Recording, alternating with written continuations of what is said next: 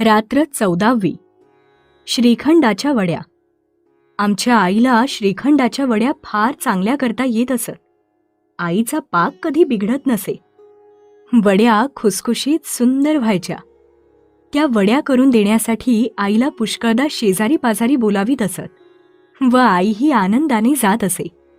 दुसऱ्याच्या उपयोगी पडणे हा तर तिचा मोठा आनंद. पार्वतीबाईंची मुलगी वेणू माहेरी आली होती. पार्वतीबाई व आई यांची मैत्री होती. वेणू पुष्कळदा आमच्याकडे येत असे व आई तिला गाणी म्हणावयास लावी. एके दिवशी आई मला रागी भरली होती. त्यावेळेस वेणूने माझे डोळे पुसले होते. वेणू माझ्या मोठ्या बहिणीप्रमाणेच मला वाटे. त्या दिवशी पार्वतीबाई आईला म्हणाल्या, श्यामची आई, वेणू परवा सासरी जाणार. तिच्याबरोबर श्रीखंडाच्या वड्या देईन म्हणते.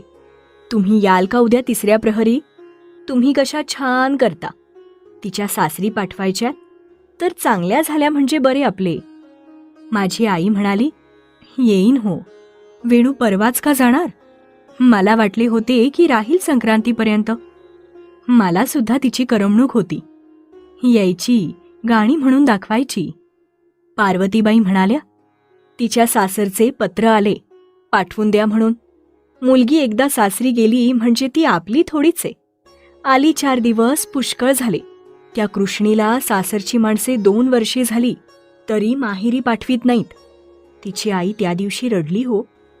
त्यापेक्षा तर वेणूचे बरे ना. मग या हं उद्या. वेणूला तुम्हाला बोलवायला पाठवीन. जाते मी. आईने कुंकू लावले व पार्वतीबाई गेल्या. दुसऱ्या दिवशी दुपारची जेवणे झाली, परंतु आईला बरे वाटत नव्हते. उष्टी खरकटी कशी तरी करून आई अंथरुणावर पडली. मी आईला विचारले, आई, निजलीस अशी? श्याम, अंग दुखते, जरा चेपतोस का? आई म्हणाली. मी आईचे अंग चेपू लागलो. आईचे अंग कढत झाले होते. तिचे कपाळ मनस्वी दुखत होते.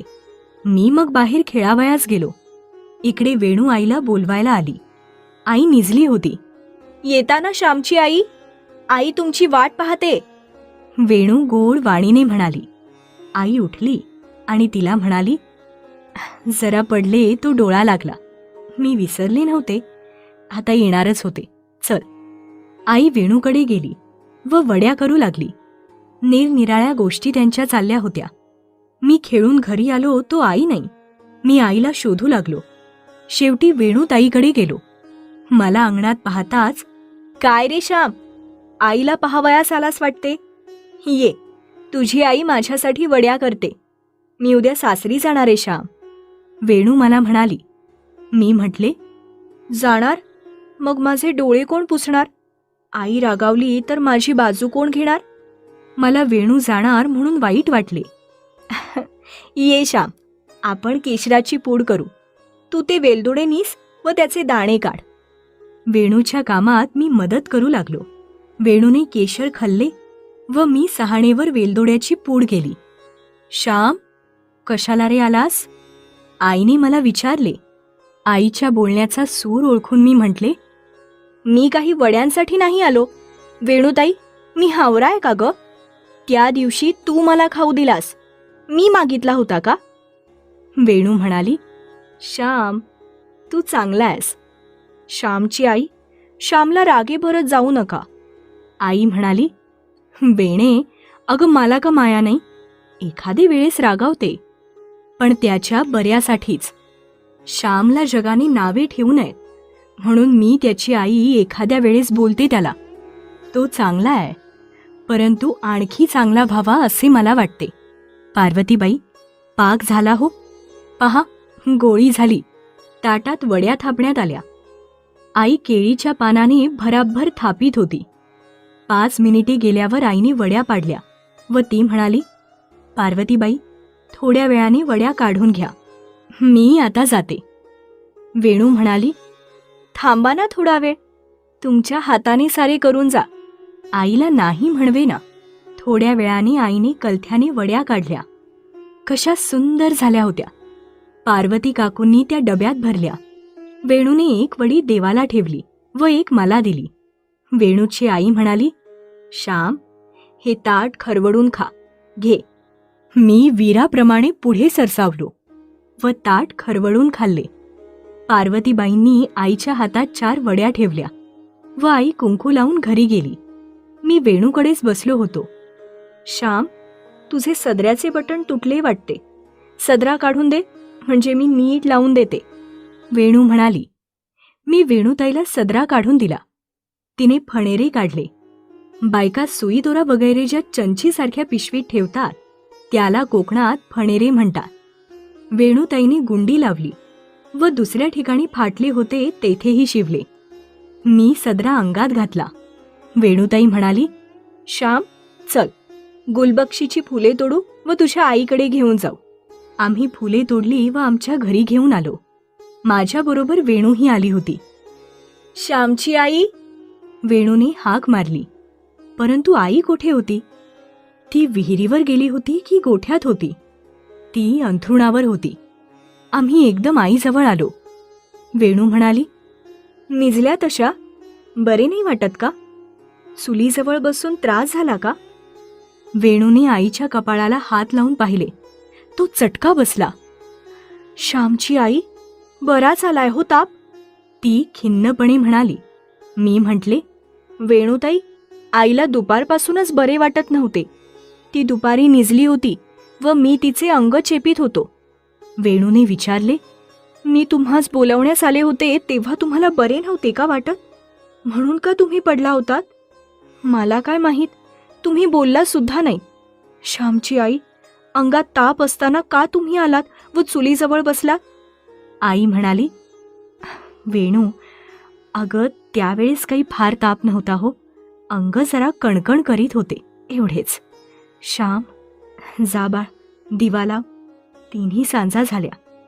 मी दिवा लावला व देवा तुळशीला दाखवला आणि आईजवळ येऊन बसलो. वेणूला वाईट वाटत होते. ती गहीवरून म्हणाली, श्यामची आई, तुम्ही अंगात ताप असता वड्या करावयास आलात म्हणून हा ताप वाढला. नसत्या वड्या झाल्या तर नसत्या, आईने कशा तरी केल्या असत्या. प्राणापेक्षा का वड्या जास्त आहेत? माझी आई प्रेमळपणे वेणूला म्हणाली, अगं, अशा एवढ्याशा तापाने काय होते? वेणू, आम्हा बायकांना त्याचे काही वाटत नाही. अंगात ताप फणफणत असावा, कपाळ दुखत असावे, तरी धुण्याची मोठ घेऊन आम्ही ती धुवून आणतो. 10 माणसांचा स्वयंपाक करतो. असे मनाला लावून घेऊ नकोस. अमळशाने जरा घाम येईल व मी मोकळी होईन. जा आता तू घरी, आई तुझी वाट पाहत असेल. वेणू आईजवळ बसली. ती जाईना. मी वेणूस म्हटले, वेणूताई, त्या फुलांची माळ करतेस? आईला ताप आलाय, तूच कर. वेणूताईने माळ केली. वेणू आईला म्हणाली, श्यामची आई, माझ्यासाठी हा तुम्हाला त्रास, हा ताप. आई म्हणाली, वेणे, वेड्यासारखे काय बोलतेस? तू मला परकी कायस?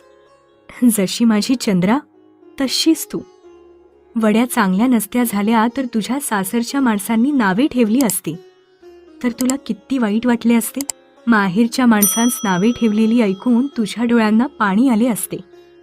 वेणूच्या सासरच्यांनी तिच्या माहेरच्यांना नावे ठेवू नये म्हणून मी आले.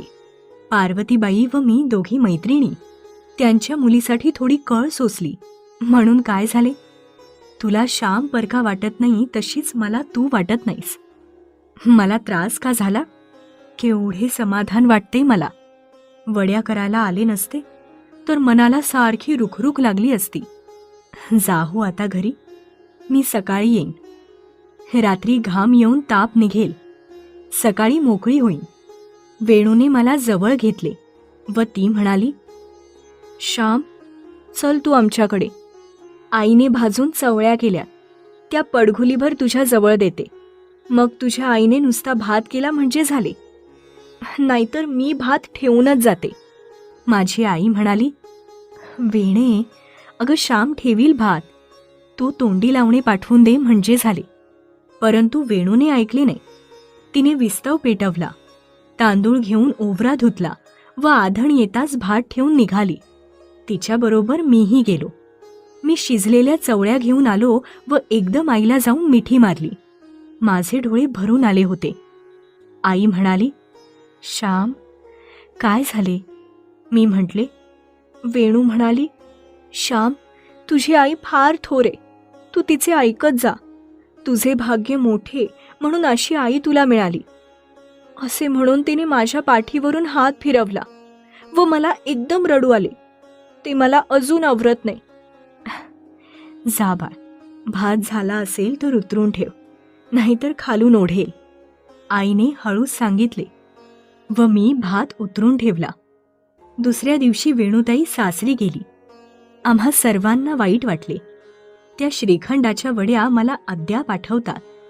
वेणूची आई व माझी आई दोघी निघून गेल्या. वेणू सुद्धा जगली नाही, परंतु ते प्रेम अजून आहे. ते प्रेम अमर आहे.